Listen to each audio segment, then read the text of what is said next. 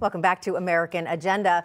Is Karine Jean-Pierre on the outs with the Biden White House? It's time now for the other view. Well, according to reports, top aides to President Biden hatched a scheme last fall to oust the White House press secretary. Now, Anita Dunn, a senior advisor to the president, reportedly called prominent Democrats who then tried to nudge KJP out the door. The plan allegedly had the support of the White House chief of staff. And joining us now to discuss the what and the why, former vice chair for the New Jersey Federation of Republican Women and the host of Money Talk with Melanie, Collette, and California congressional candidate and author, The Race to Save America, Kate Monroe. Welcome to both of you here.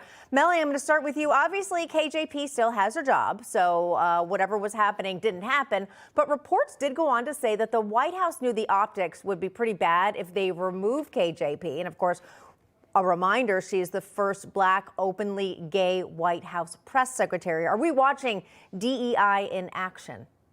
And see, this is another case of them infantilizing Black people, Black women, if you will, by saying, like, she couldn't handle it if she got fired, and we couldn't handle the optics because you're not allowed to fire someone with her background. That shouldn't be the case. In a normal world, like the rest of the world, if you're not doing your job very well, you're invited to leave. That's the way it works, and then it's over. If she's not doing her job to the satisfaction of President Biden, then she should be out, no matter what color she is or who she sleeps with, period. Yep, very well said. Kate, one problem the White House apparently had a problem with is that she reads directly from a binder when addressing reporters. We've seen it, dozens of times. And KJP herself told Sherry Shepherd that her job is extremely difficult, and so she likes to dance before taking questions from the press. Watch.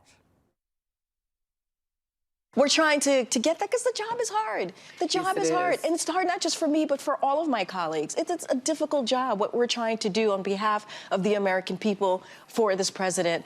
And so it is not easy. And so sometimes we try to have a little bit of fun. Yes. And so right before I walk out, we try to loosen up a little bit because what I'm about to experience at the podium is, I'm telling you, it's going to be a journey. It's going to be a journey. Kate, I'm all for having some fun and kind of, getting the nerves out, which is great. But how do you rate KJP's actual job performance, especially as a congressional candidate? Well, in watching her over the last year and a half, she's highly disingenuous, very rude, very snarky. I don't think that she's a very good speaker. She doesn't do a good job actually addressing the questions that she is being asked. Your job wouldn't be so difficult, though, if who you were representing wasn't an epic failure. I agree that job is difficult no matter who is doing it. It was difficult when Kayleigh McEnany was doing it too, but she was representing all the wins of President Trump, whereas, this press secretary is having to represent President Biden. So in her defense, she doesn't have the best person to represent, but she does a very, I would say, piss poor job of getting people in the American public to resonate with what's going on in the White House. Yeah, Melanie, Karine Jean-Pierre, there's some speculation that she may have an inkling that her time is up because people are saying, insiders saying, that she is even a little bit territorial when it comes to National Security Council spokesman John Kirby, who we've seen many times sharing the podium with her. She doesn't even let him pick out who asks him those questions at the briefings. Do you think strategically for this administration, is it time to let someone like Kirby take over, who might even be much better at this job?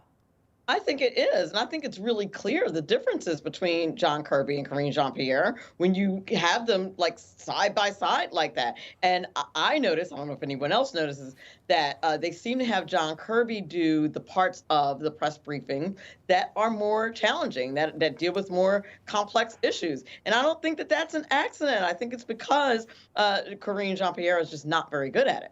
Yeah, all right. We're going to have to leave it there. Wish we had more time. Melanie, Collette, Kate Monroe, thanks so much for joining us. Have a great weekend. Thank you.